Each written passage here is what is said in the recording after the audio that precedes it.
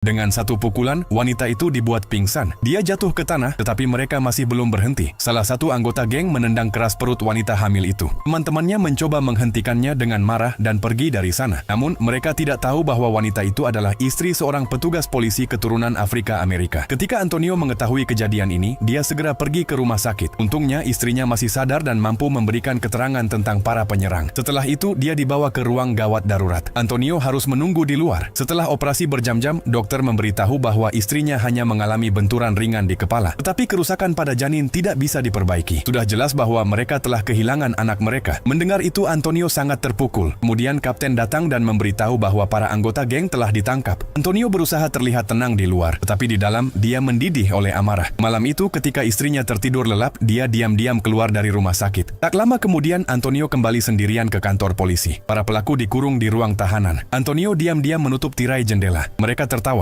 mengira bahwa mungkin Antonio adalah suami wanita hamil itu. Mereka percaya hukum akan menyelamatkan mereka, dan polisi tidak bisa berbuat apa-apa. Namun mereka sepenuhnya meremehkan kemarahan Antonio. Antonio segera mengambil alat-alat yang disita dari kendaraan mereka, dan memilih senjata yang pas di tangannya. Salah satu dari mereka, yang botak, masih bersikap arogan. Dia tidak hanya menghina ibu Antonio, tetapi juga berkata bahwa dia tidak menyesali apa yang dia lakukan. Itulah kata-kata yang membuat Antonio benar-benar kehilangan kendali. Kemudian dia pergi ke dua anggota geng lainnya yang mulai ketakutan. Antonio membuka pintu dan membuat janji kepada mereka. Jika mereka bisa menghadapinya, dia akan membebaskan mereka bertiga. Begitu berkata demikian, Antonio mulai menghajar mereka dengan marah, hingga salah satu dari mereka tewas. Namun, seorang tahanan yang bertubuh besar menangkap Antonio dari belakang. Antonio mendorongnya ke belakang, melepaskan diri, dan menendangnya hingga tersungkur. Melihat itu, tahanan botak menjadi sangat marah. Dia bahkan menolak untuk meminta maaf. Antonio mengeluarkan tinju besi dan membuka penutupnya. Si botak menyerangnya, tapi Antonio jauh lebih unggul. Dia mempertahankan diri dengan segala cara. Akhirnya Antonio menjatuhkannya, menekannya ke bawah, dan memukul dadanya dengan keras. Napasnya seolah-olah berhenti. Antonio tidak menunjukkan belas kasihan karena dia adalah pembunuh anaknya. Karena itulah Antonio melampiaskan seluruh amarahnya padanya. Dia memukul wajahnya tanpa henti sampai rusak parah. Namun meskipun begitu, Antonio tetap sangat sedih karena anaknya tidak akan pernah lahir ke dunia ini.